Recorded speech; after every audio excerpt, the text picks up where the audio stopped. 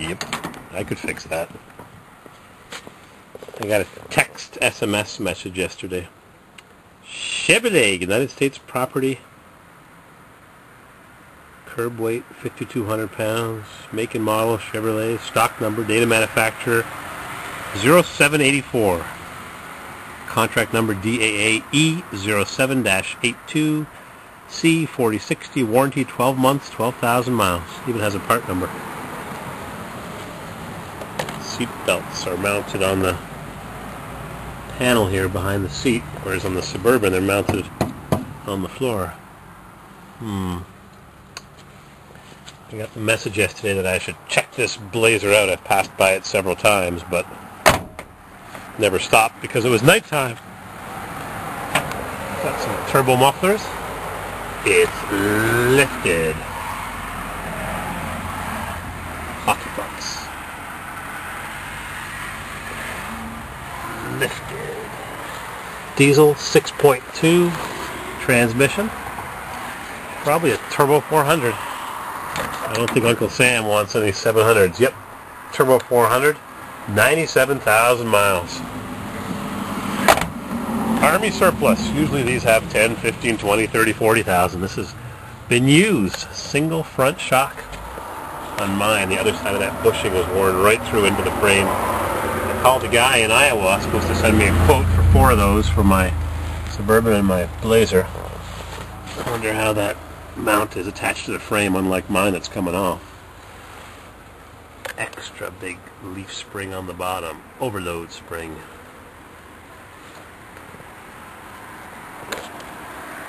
That rag joint looks a little raggedy. Nope. Nice and tight.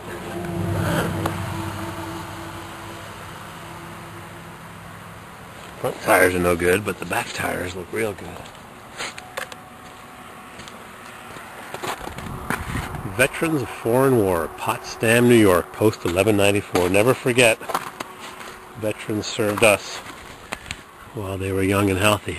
We got to remember them when they're old, getting rickety. This thing could use those 38s that I had last year. A guy came to get them from Boston. He called me, so I'll be there tomorrow after lunch, and he was.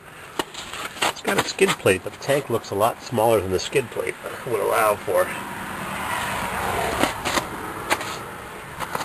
Wonder if it's got a wedge kit to get the drive shaft angle. Nope. Needs a wedge kit. It's got a spring lift and a body lift. Lifted. That strut rod is not there. Mr. Kritz said that GM didn't put it on the 90s, 91s. I don't know about that. He should have dropped his transmission mount down, take those shims and put them above the mount, between the mount and the frame, like I did on mine. Right over there. Yep, 3 springs and an overload spring. I've never seen that before. I've never looked at a military Blazer, to be honest with you. First time for everything. Diesel 6.2. Looks like it has a monster alternator. I wonder if it's converted to 12 volt reinforcements for the equipment. Uh-oh. Rusted. Don't you hate rust? Huh. Wonder what that's for. I just got a text message from Mrs. CW. She said she's bought the Acura MDX that we've been looking at in Florida. I'm trying to think where it is in Florida.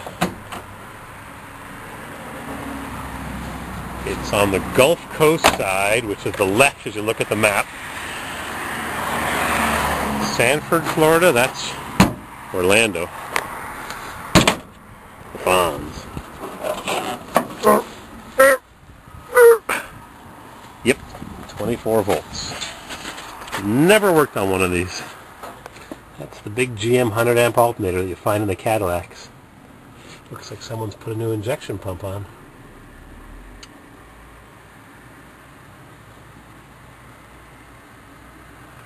Never worked on one of these. It doesn't have that big mat over the back of the firewall, or the front of the firewall, to keep the engine noise down. The fan shroud's gone. If NBC exposure is suspected, all air filter media will be handled by personnel wearing full NBC protective equipment. This vehicle has been exempted from U.S. EPA light truck emissions regulations by national security exemption per 40 CFR 85-706, but contains an engine that conforms to U.S. EPA heavy-duty diesel emissions regulations applicable to the year of engine manufacture. Sounds complicated. Uncle Sam wants to run his T-Rocks without emissions, or EGR. 2 alternators. Like I said, I've never worked on one of these.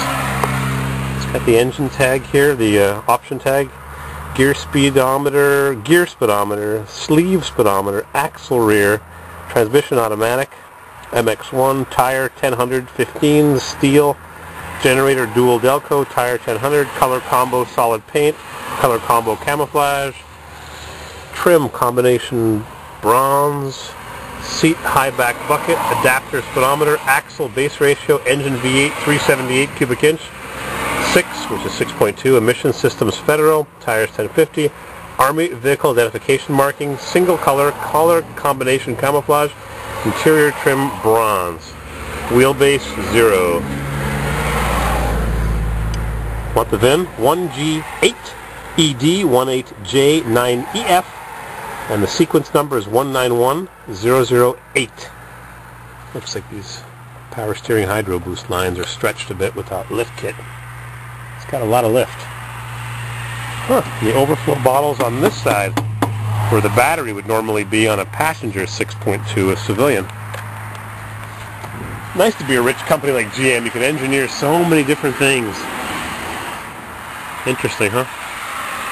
Brackets to hold the battery on this fender. Both batteries on this fender. Be a good plow truck, but it's still only a half-ton. CDR valve.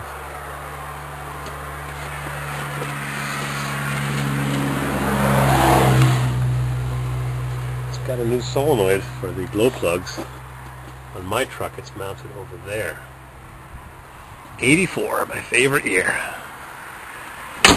So, seems that Mrs. CW is going to arrange to pay off the loan amount on this Acura in Florida.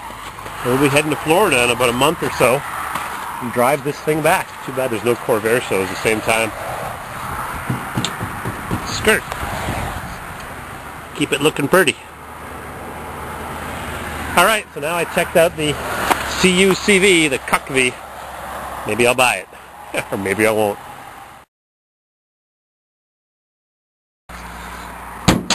Ding!